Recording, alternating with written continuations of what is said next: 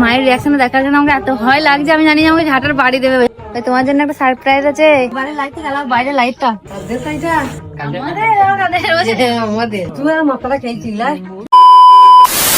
আগের ব্লগে তো তোমরা দেখেইছিলে এই যে আমি আমার ভাইকে ফাইনালি সবার বিরুদ্ধে গিয়ে, সবার বলতে পুরো ফ্যামিলি মানে নানা নানি মামা মামি আব্বু মা সবার বিরুদ্ধে গিয়ে আমি আমার ভাইকে ওর স্বপ্নের বাইকটা গিফট করেছি। এই তো এই 10-20 দিন আগের কথা, আমি যখন মামার বাড়ি গেছিলাম তখন মামা মামি নানা নানি সবার কাছে গিয়ে আমি জিজ্ঞেস করেছিলাম, নানা বলছি যে ভাইয়ের তো জন্মদিন আসছে, আমি ভাবছি এই জন্মদিনে ভাইকে ভাইয়ের শখের বাইকটা গিফট করি। কিন্তু সবাই মানে নানা থেকে শুরু করে মামা সবাই বারণ করে দিয়েছিল।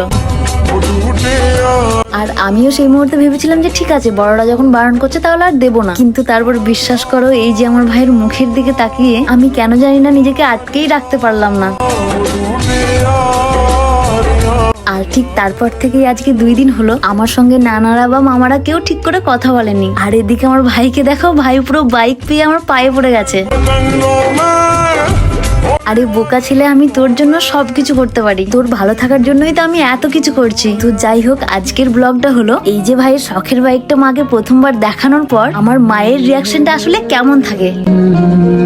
আর তার পাশাপাশি মাকে পটানোর জন্য এই যে আমি মায়ের জন্য নিয়ে নিয়েছি মায়ের পছন্দের অরেঞ্জ মিষ্টি। এবার মায়ের রিয়াকশন দেখার জন্য আমাকে এত ভয় লাগছে। আমি জানি আমাকে ঝাঁটার বাড়ি দেবে, ঝাঁটার বাড়ি থেকেও বেশি কিছু দেবে। আমার কেন জানি না মনে হচ্ছে আমার গালে দুটো থাপ্পড় পড়বে। যাই হোক, তারপর বাড়ির গেটের সামনে আসতেই আমি মাকে প্রথমে ফোন করে বলি, মা তোমার জন্য একটা সারপ্রাইজ আছে।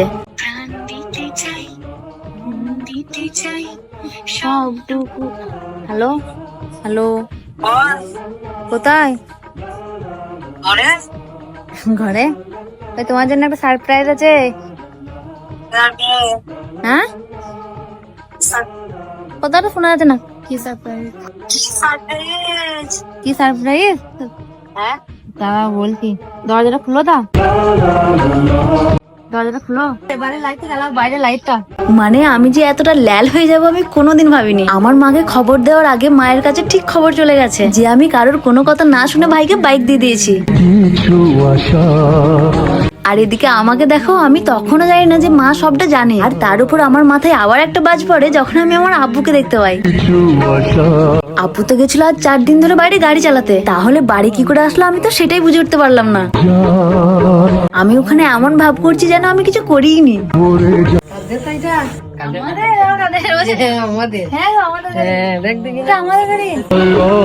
আসলে গাড়িটার মধ্যে তো নাম্বার প্লেট লাগানোই আছে, তাই মারা ভাবছে হয়তো বা আমি নিইনি। সত্যি কথা বলতে আমি এখন আমার মাকে প্রচুর ভয় পাই।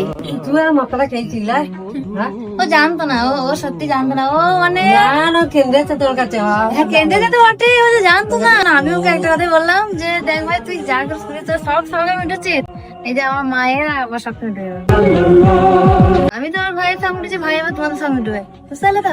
তবে একটা জিনিস আমাকে কি বেশি ভালো লাগে জানো, এই যে আমার আব্বুটাকে। আজ পর্যন্ত আমার বাবার সামনে আমাকে আমার মা কোনো দিন বকা দিতে পারেনি। আর আমার মা আমাকে বকা দিবেই বা কি করে? আমার বাড়িতে মা ছাড়া আমি আব্বু ভাই সবাই হচ্ছে বাইক লাভার। বাইক লাভার বলতে আমরা গাড়ি ঘোড়া চালাতে খুব বেশি পছন্দ করি। বাইকটার পিছনের সিটে বসে মায়ের রিয়াকশনটা শুধু দেখো। মানে আমার মাটা এই গাড়িগুলোকে একদম পছন্দ করে না, শুধুমাত্র গাড়ির এই বসার সিট গুলোর জন্য।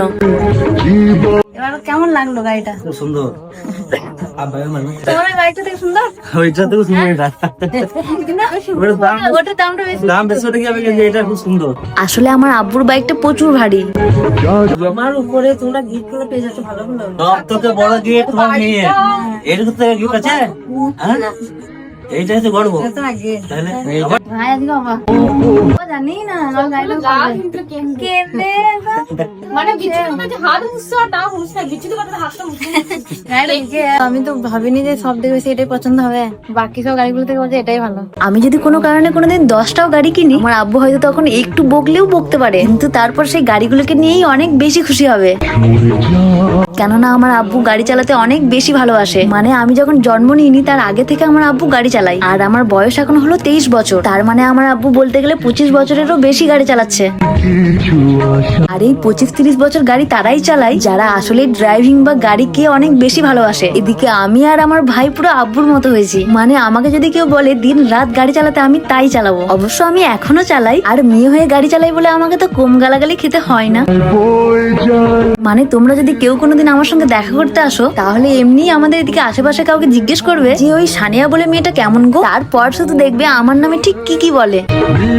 তবে সবাই কিন্তু এক না, ভালো আমাকে অনেকেই বাসে, কিন্তু তাদেরই মাঝে আমাকে অপছন্দও অনেকেই করে। আর তার কারণ শুধু আমি মেয়ে হয়ে বাইক চালাই বলে, আমি মেয়ে হয়ে ভিডিও করি বলে। আর কি বলবো, আসলে আমার কোনো কিছুই ভালো না। আমার মনে হয় তোমাদের সানিয়া দিই খারাপ, বুঝলে।